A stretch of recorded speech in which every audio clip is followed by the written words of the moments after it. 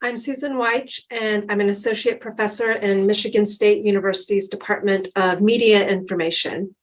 Here I will present my paper titled Reimagining the Mobile Phone, Investigating Speculative Approaches to Design and Human-Computer Interaction for Development, or HCI4D.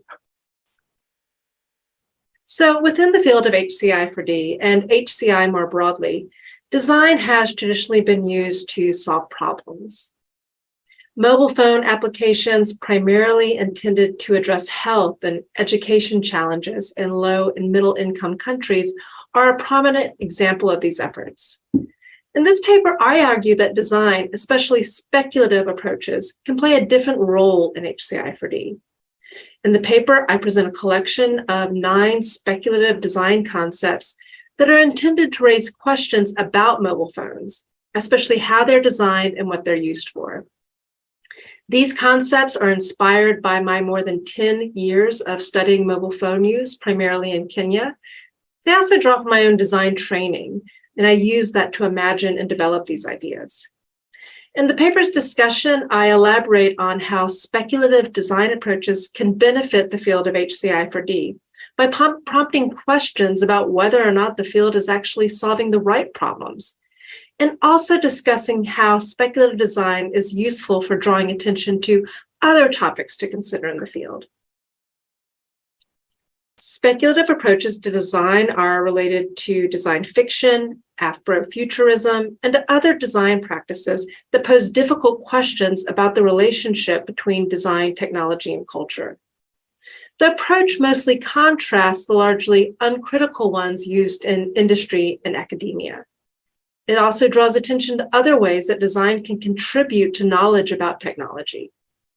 Speculative designs lets designers use their skills to create artifacts that are not intended to be mass-produced. Instead, the approach lets designers use design to provoke discussions about what the future might look like, to reimagine technologies, and to think differently about how technology is used. And although the approach has been impactful in the field of HCI, it has not been widely used in HCI4D. So, as I previously mentioned, this project draws from my 10+ years of studying mobile phones, mostly at sites in rural Kenya. The concepts are also informed by conversations with Kenyans who have witnessed the increased access to mobile phones in their country. These experiences have made me skeptical of mobile apps for a lot of reasons. The most important is that after conducting hundreds of interviews with low-income mobile phone users in rural areas in multiple African countries, I've never met anyone who actually relies on a mobile app to access health information or to improve their literacy. In this paper, I elaborate on findings from my fieldwork and how it informed my design process and inspired the concepts in the paper. Here, I just present 2 of these concepts. This is a speculative concept for a mobile phone cover or case that comes with a metal fastener, a lock and key that you use to physically lock the phone. This was inspired by a couple of observations. A desire, especially among women, to have more control over their mobile devices and to prevent members of their family from accessing it. Also, you see brass locks like the ones in the image here all over Kenya, and they're used to prevent access to things. So I imagine integrating this lock into a mobile phone cover for similar reasons, to prevent access. And why? Well, it's become abundantly clear that these digital mechanisms that ask users to enter a passcode or password don't always work. They don't always give users significant control over who has access to their mobile phone. You see an example of one of these interfaces in red. And I found that these interfaces generate a tremendous amount of confusion. For example, people ask questions about why when they enter a number into their phone's keypad or star or asterisk appears on the screen. I've also encountered people who simply forget their passcode or passwords over time because they're not used very often. So integrating a brass padlock into the mobile phone's cover seems like a design that could amplify existing practices rather than replacing them. More broadly, this is a concept that's meant to raise questions about the limitations of these digital authentication methods which had been primarily developed for Western users. This is another speculative concept for a mobile voice assistant designed for Kenyans. This concept was inspired by Kenyans' knowledge and use of multiple languages. Similar to many African countries, Kenya is a multilingual one. Swahili and English are the country's official languages. However, most Kenyans speak these in addition to one of their country's 30+ vernacular languages.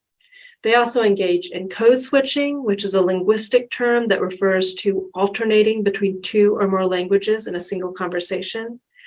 However, to the best of my knowledge, most mobile voice assistants don't account for these practices, things like Apple's Siri and Google's Assistant. In fact, these technologies are primarily designed for English and monolingual speakers. So this concept is meant to draw attention to these biases in design.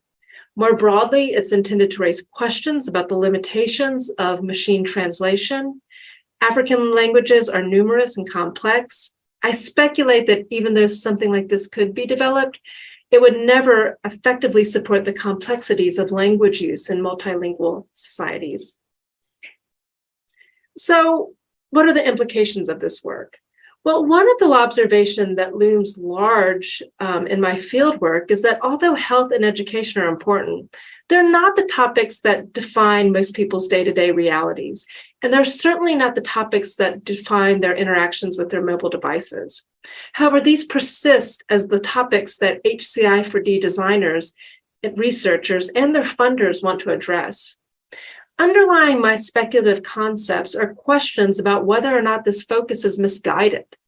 Are HCI4D design efforts focused on solving the right problems?